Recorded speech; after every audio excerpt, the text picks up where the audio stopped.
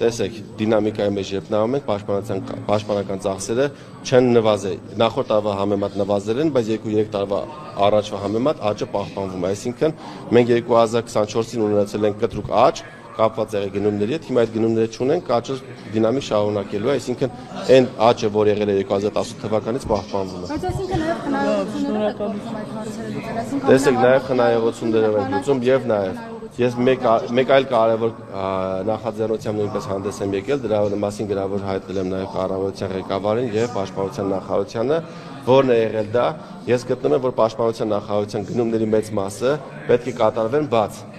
Այսինքն այն գնումները, որոնք անմիջապես կապված չեն զինամթերքների հետ, դիրքերի հետ, պետք է լինեն բաց ընթացակարգով, որպեսզի հնարավորին շատ մատակարարներ մասնակցեն մրցույթներին։ Կապված օրինակ սննդի մրցույթների հետ, հագուստի մրցույթի հետ, ատոմի մածուկի մրցույթների հետ, դրանք պետք է լինեն բաց ընթացակարգով, որպեսզի հնարավորին շատ բիզնեսմեններ մասնակցեն, ինչու չեն շատերը մասնակցում փակ ընթացակարգով մրցույթներին, որովհետև պարտադիր պահանջ կա, որ պետք է ԱԱԾ-ով անցնեն որոշ աշխատակիցների, նվազագույնը 3 աշխատակիցներ պետք է ունենան այդ ընկերությունները գաղտնի բաժին, գաղտնի թղթաբանություն, ունենան փակ ինչ-որ կահավորված սրահներ եւ այլն, եւ բազմաթիվ բիզնեսմեններ ուղղակի չեն ցանկանում փակ ընթացակարգերով մրցույթներին մասնակցելու։ Սրա արդյունքում մասնակցում են քիչ թվով ընկերություններ եւ ունենում ենք հաճախ որակի գնի հետ կապված խնդիրներ։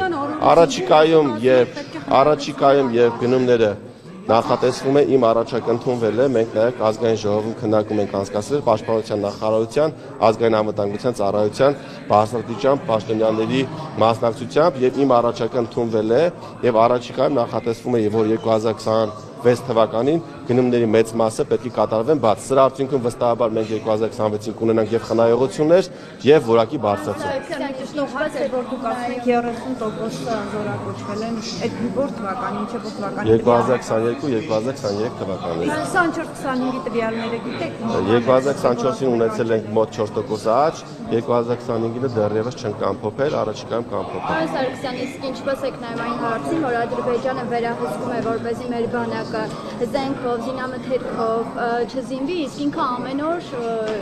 զենքեր է գնում։ Ես չեմ կիսում այդ կարծիքը, որ Ադրբեջանը հսկում է, որպեսզի մենք չզինվենք, մենք ունենք մեր քաղաքականությունը, Ադրբեջանը իր քաղաքականությունը, մենք գնում ենք լուծելու մեր խնդիրները, որոնք մեր երկրի առջև ծառացած են։ Բայց հարցերը առաջացնում է, որ Ադրբեջանը օրորի զինվում է, իսկ մենք որոշում ենք պետք է խնայողություն անենք մասնավորապես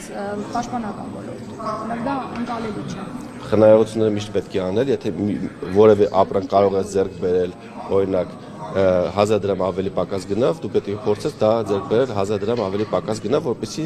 ավելի արդյունավետ ծախսես քո միջոցները։ Տեսեք, պետական բյուջեն դա բոլորիս հավաքական բյուջեն է,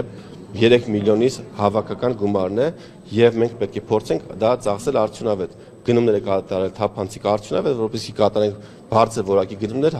հնարավորինս էժան գներով, սրա արդյունքում ունենալով խնայողությունները ուղղելով այլ ավելի արդյունավետ ծախսերի։